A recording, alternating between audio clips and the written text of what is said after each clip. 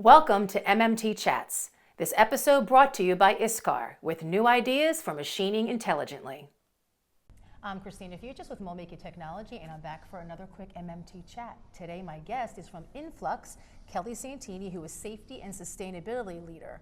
So, Kelly, how are you? Good. How are you? Good. So, over the past few years, a hot button obviously has been sustainability, and I know Influx actually has taken that to heart. So, can you define, well, how does Influx define sustainability? So I think it's not easy, right? It's everything.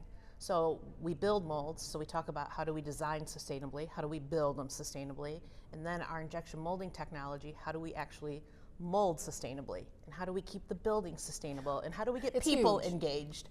It's all of those things. Mm-hmm. All right, so how, when you're breaking down from all the technologies and processes that you employ, and specifically the mold building part of Influx, can you break down those processes and the technologies that are involved in being a sustainable mold builder?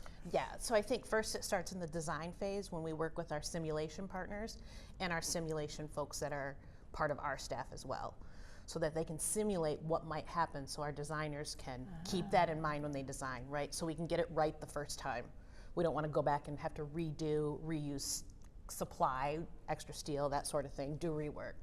Another thing is our what we call our Auto 1 line. That's our machining line, and it's programmed during the day, then it runs overnight. So we don't have labor costs, we don't even have the lights on in the building, and it kind of spreads our energy usage out, so it helps with that power demand that you might see on your electric bill. Okay. So that not everything turns on that Monday morning demand. Right. So some of them are very common sense initiatives, aren't they? yeah, and some of them are things that we would have done just because it made financial sense, right? But I think it's partly about taking an initiative, but recognizing the initiatives you already have for what their sustainability benefit is, and capturing that and trying to put some numbers behind it. That's a good point. Things that you are doing, you just don't acknowledge that that's part of the sustainability world, right? So talk about recycling, because when you think about sustainability, you automatically think about that. What is that? I know that's a big effort at Influx. Yes, we recycle anything and everything we can, from the metal shavings, to the graphite, to the carbide, to the plastic when we're doing our injection molding, cardboard, packaging, styrofoam. We found a styrofoam outlet.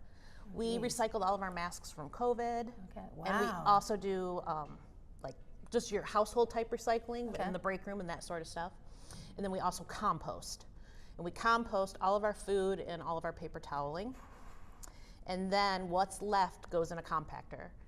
And it's compacted, and it takes a long time to fill one of those up, and then we ship it for energy recovery. What's a long time?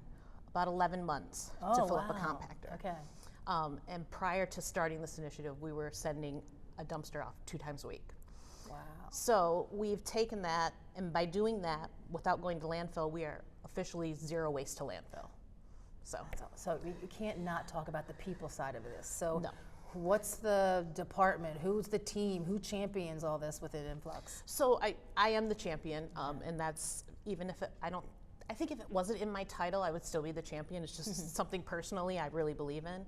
But I've got a crew of folks that help me, and I affectionately call them the tree huggers. Okay. And we meet once a month, and we actually go around the building and talk about water, talk about energy, talk about maybe 2 other people in the company? That, or in the room, and say, like, maybe the motion detector's not working right on this light, right? So that things like that, or we'll go look in the waste bins, who's recycling properly, where do we need a new sign, where do we need to talk to people? We have an employee garden, where can, how can we collect rainwater for the garden? That's something we're thinking about for next year. And I think all of those initiatives, when we have interns, or we even have some high school kids come through some of the vocational programs in the area, when they see those sustainability initiatives, it makes them not be so fearful of joining a plastics organization, right? Because there's a bad name there. But when you can show them you're doing good and trying to change the mindset, they're more willing to come. I love that, because we talked a lot lately about the technology side of manufacturing, attracting them, all the digitization and automation. And that's another aspect of it, because they want to be part of something good, giving back. We all do. But that is definitely a marketing thing to the next generation. The people that you have on your tree huggers, were they current employees that you recruited from within to join this initiative, or was Yes. it, that wasn't somebody you hired from outside? No, Okay. no, they're all employees. They're a couple from our actual mold build shop, some of our processing engineers, some office personnel. Okay. Just people who have that passion in their heart, and I'm constantly recruiting.